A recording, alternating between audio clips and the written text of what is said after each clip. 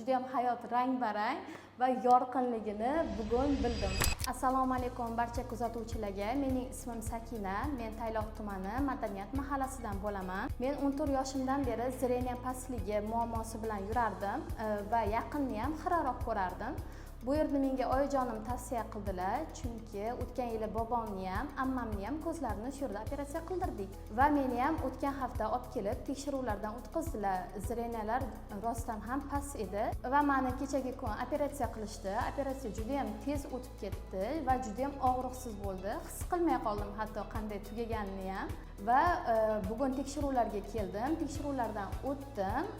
Ko'zlarim kechagi kunlarga qaraganda juda ham tiniq ko'ryapti. Buni o'zim ham ertalab turganimdan his qilishni boshladim. Juda ham hayot rang-barang va yorqinligini bugun bildim. Bu uchun sizlarga kattakon rahmat.